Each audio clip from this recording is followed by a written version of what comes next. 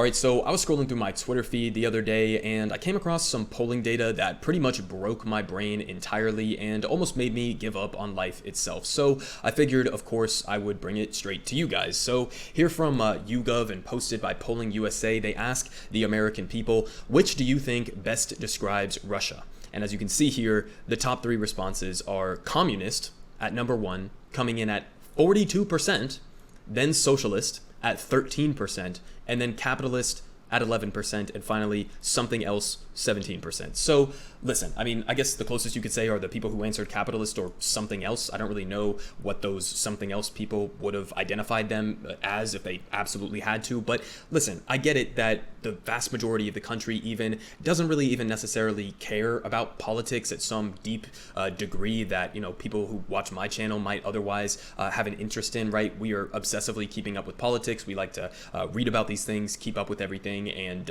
actually do the research into figuring out what the fuck our ideological beliefs are. And so, of course, I anticipate that most people who watch my channel understand what the words communist and socialist and capitalist actually mean. But you can see here from the definitions that are available, there's been a catastrophic breakdown in our education system, in our media ecosystem, in terms of what people think these words actually mean. I mean, clearly, both on the historical front, on the foreign policy front, and on the economic front, the American people are absolutely lost in the sauce right now. So they gave us a little bit of a breakdown in terms of the specifics, and I think it's kind of interesting to look at this by age. You can kind of see younger people below the age of 45 are a little bit better than the older generations in terms of misidentifying them as a communist society. So, I mean, there's a debate to be had there about what exactly you would call their style of governance, their economic relations. You could call it a state capitalist country. You could call it a capitalist oligarchy, but you couldn't call it a socialist or communist country in any way, shape, or form, essentially. I mean, they are in the exact precise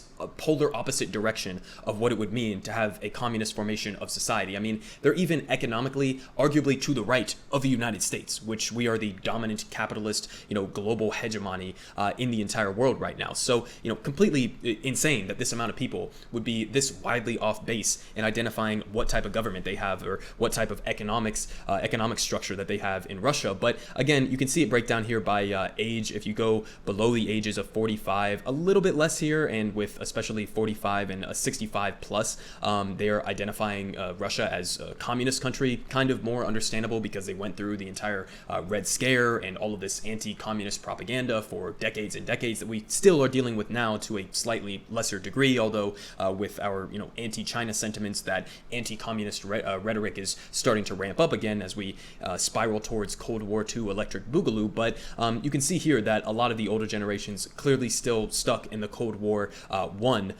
mindset that was pushed into them, basically. But I mean, still off base completely around the entirety of this equation here, right? Nobody is really identifying them accurately as what they are. If you had to pick between communist, socialist, and capitalist is definitely the closest you could in identifying what the Russian style of governance and economic structure actually is. I mean, Vladimir Putin is one of, if not the single richest man on the planet. Okay, and he's doing that in a way that is extremely authoritarian, which is the style of a capitalist hierarchical system. Okay, it's an inherently authoritarian system. He's essentially a petrostate billionaire in a similar capacity to what like the Kingdom of Saudi Arabia would be identified as. Okay, they're the furthest thing you could possibly imagine being from a socialist or a communist government. There is no workers owning the means of production. There is no anything that you would actually have as an attribute to identify them as socialist or communist. So again, this just basically completely broke my brain and honestly made me think like, we have a lot of work to do as socialists or communists or anarchists or whatever the fuck you want to call yourself. We got a lot of work to do, clearly. Okay, we are not propagandizing the youth as much as we possibly should be right now. Okay, we got to change some minds on this, educate some people, and make sure that people actually understand what these words mean. But at the end of the day, just catastrophically embarrassing numbers here. Just a reflection of our Red Scare propaganda and also the failures in our education and media ecosystem that is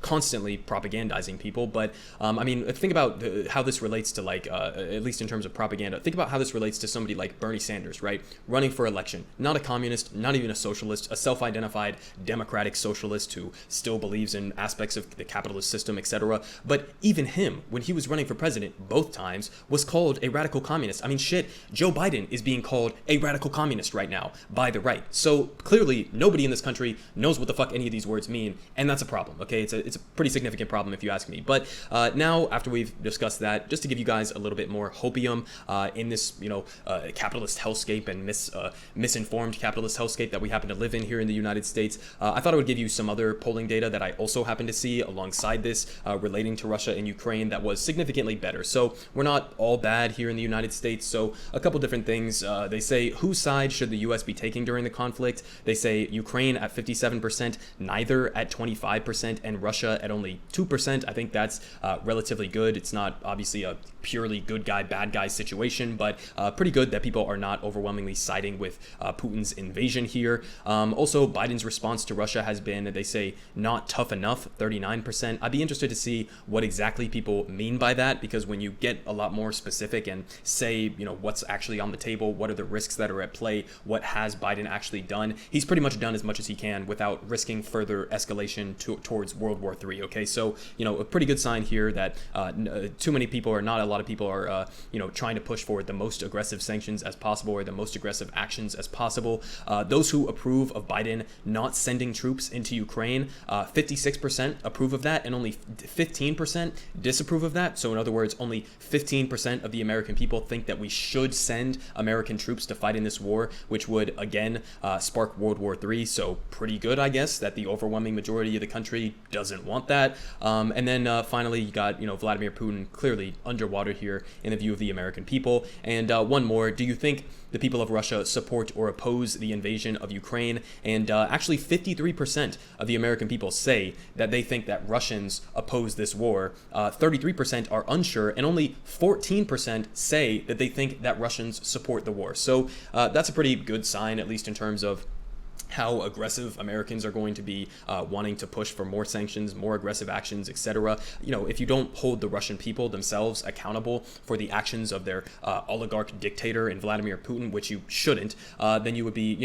much more sympathetic to the economic suffering that they are inevitably going to suffer from as a consequence of our actions towards Russia's invasion right now. So at the end of the day, still my brain, unfortunately, broken from seeing polling data like that. But, the lesson is we got a lot of work to do in spreading our views and trying to educate people so that they at least have a baseline understanding of what the fuck those terms actually mean.